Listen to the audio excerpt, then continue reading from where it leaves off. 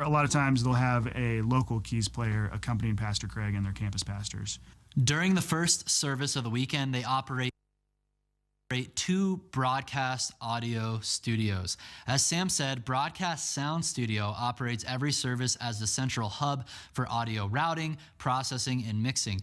But during the 4 p.m. service on Saturday, they use the Central Sound Studio, located a few hundred yards away, to produce the church online music mix.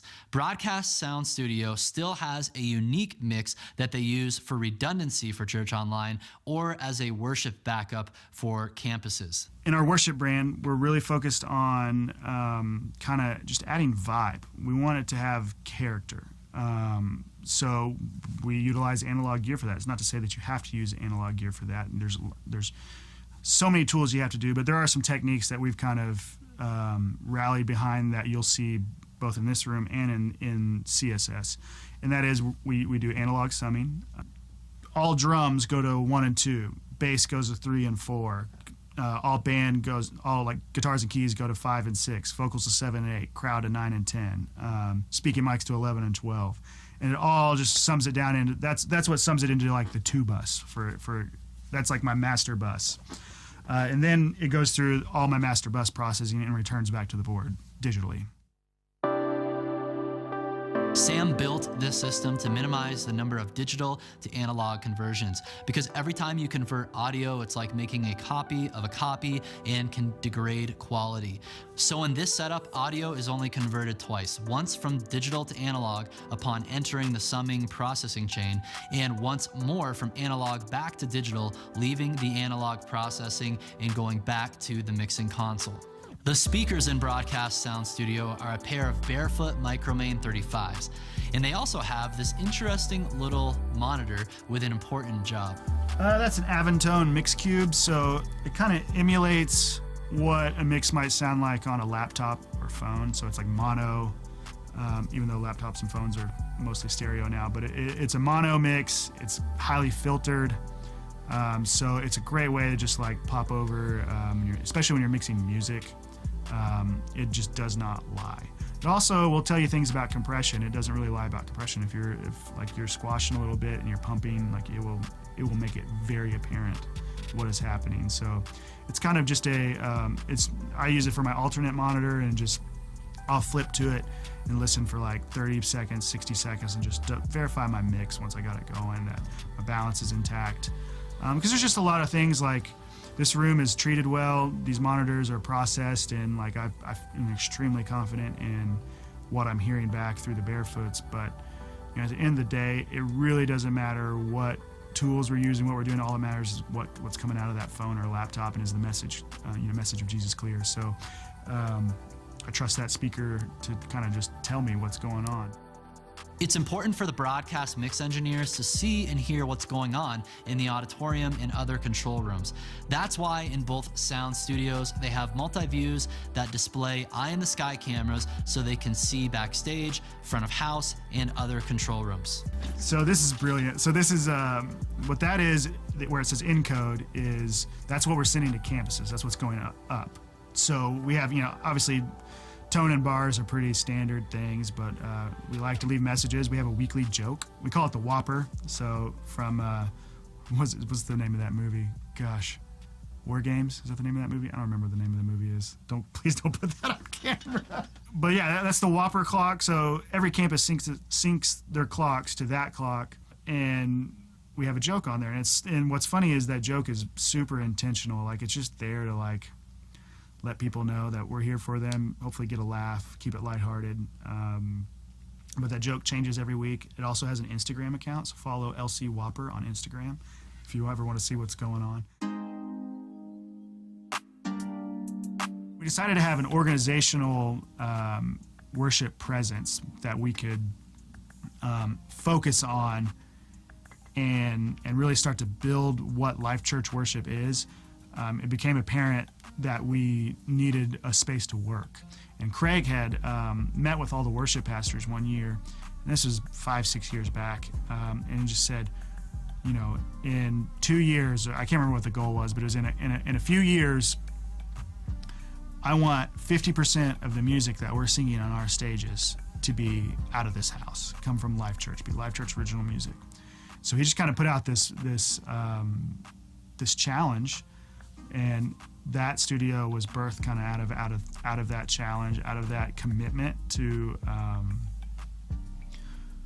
bring the stories of this house, of this church, to the forefront and through worship. So that studio was built, and almost any Life Church release has come through there, and it's kind of just been the birthplace of the Life Church worship brand and sound, and it's kind of the hub for the stories of our people. And that's one thing I think we really, really believe in, something we highly value, is that our songs are the stories of our people. So just having a place to really dial those in, really just focus on those stories and the gospel, and just really crafting a message is important. So we're lucky to have that space. During the week, the Central Sound Studio functions as a place for the Life Church worship team to write, produce, and record original worship songs. On the weekend, it mixes worship music for the church online service. Rather than having a dedicated mixing console, Central Sound Studio uses a Pro Tools Matrix audio interface that receives multi-track audio from the Dante network. The Matrix interface is connected to a Mac running Pro Tools, which produces the final mix for church online. In the audio world, it's kind of a fun debate to talk about, do you use a console or are you mixing in the box? Well, our answer is yes. We do both. So and it's totally viable. Luke from Bethel talks, he's a huge advocate for mixing completely in the box. Like all of Bethel's stuff is mixed in Pro Tools. We do that. We are adding a little bit of analog gear, but it doesn't matter. You could be using Pro Tools, Logic, Studio One, Ableton, whatever with stock plugins, and the techniques still apply. That's what's the beautiful thing about mixing in the box, is you gain all the processing power of the DAW, and really lose nothing. All you kind of really lose are tactical faders, but you can even buy a $50 MIDI controller and you're up and running. So we have a couple controllers out there. So we have 16 faders to mix on out there, and an entire Pro Tools rig. The gear out there is choice. It's very high end, very meticulously picked, and it's some of the best gear, some of the best mastering gear. Because again, when you're mixing for broadcast, especially for like streaming and when worship, specifically for music, you're doing a few different jobs that normally would be broken out into separate processes. Like you're capturing, you're mixing, and you're mastering all at the same time live. So we kind of have all those phases accounted for in terms of gear.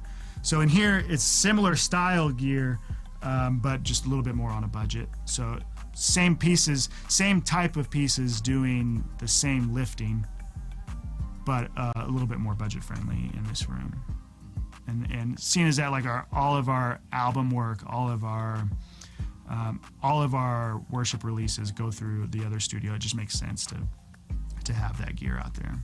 Both rooms we're tuning vocals. We don't replace drums. We really like live drum sounds off the stage, and with all their flaws. We could replace drums. We've done it, but we don't currently. We just really, again, I said this before, but we really enjoy unique character, color, saturation, just really trying to find something that will, when you hear it, you'll say, that's Life Church worship.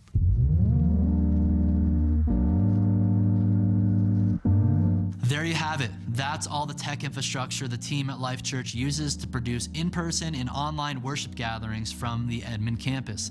Later in this tech tour, we'll take a look at the systems they run at a typical campus, and we'll get a bonus tour of their warehouse. But before we continue unpacking more gear and software, let's take a closer look at the people and systems behind it all.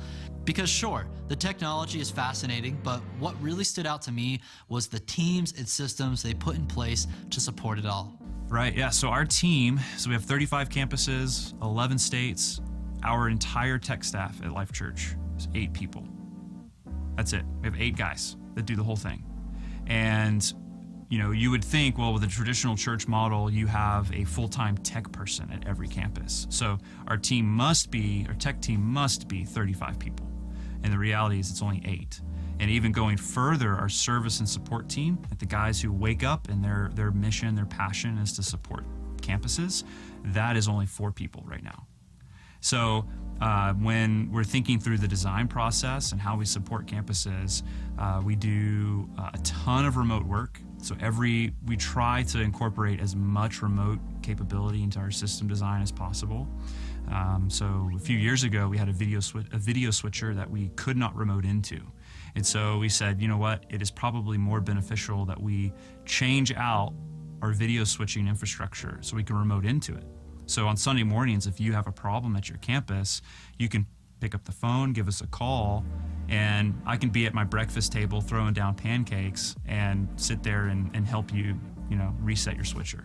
So like we have that capability with all of our main components.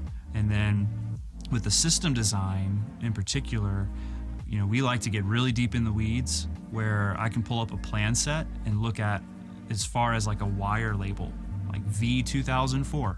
And I know that cable is the same in Albany, New York. It's the same in Wellington. It's the same, right here in Oklahoma City. So all of the systems are almost identical to that point too. So for our support side, we're not supporting 35 campuses. Well, we're supporting 35 campuses, but we're only supporting one system.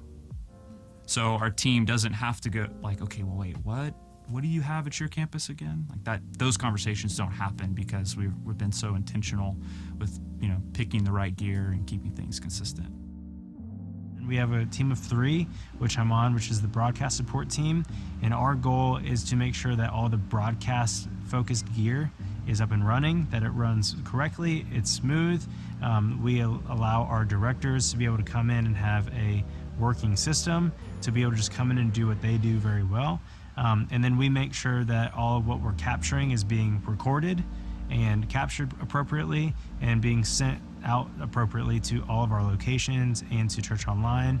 And then that's where we kind of hand off to the Church Online team, or we hand off to our creative media team. But our goal really is to just stay in contact with campuses, let them know what type of weekend they're going to have, whether it's live or pre-recorded. We also field like the 911 call, like, oh no, my stuff's not working, what should we do?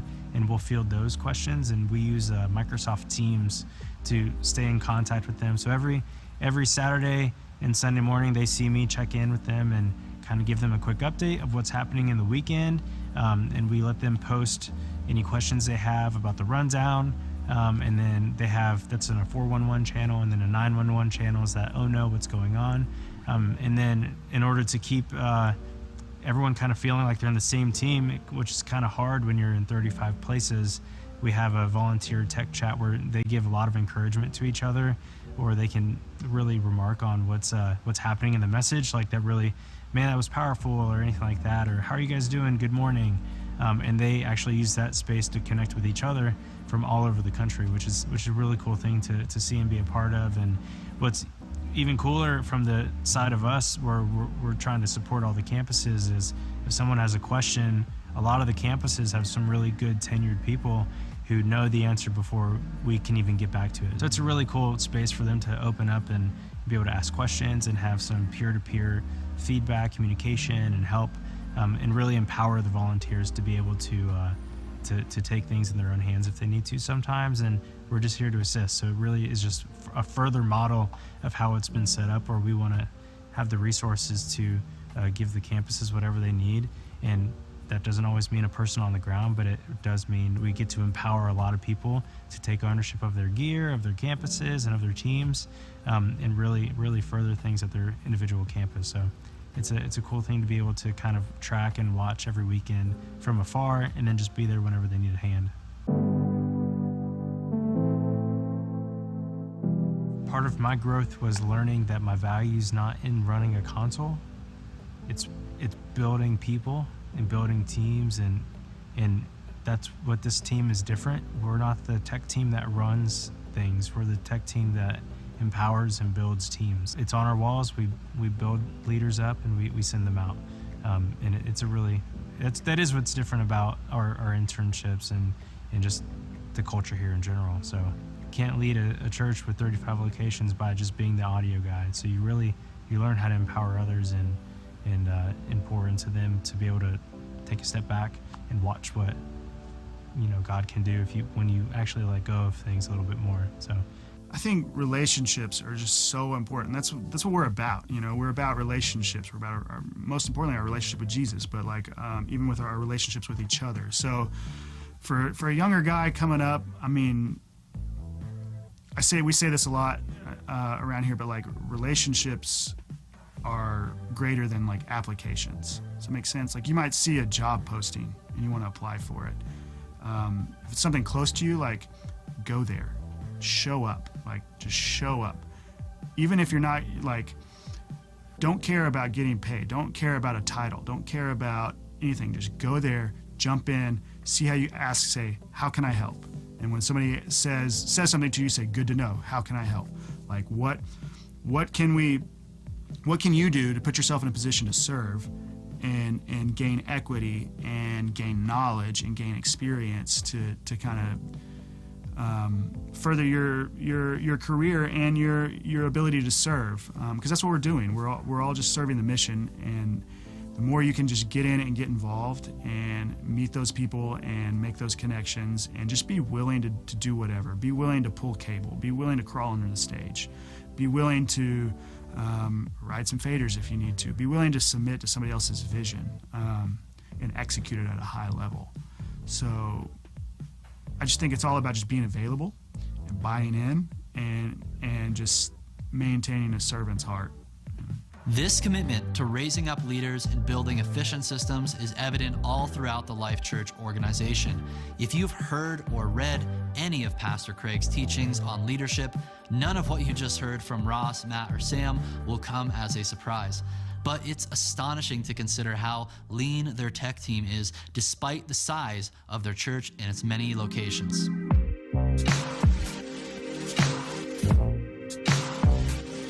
So yeah, we have the opportunity for internships here for broadcast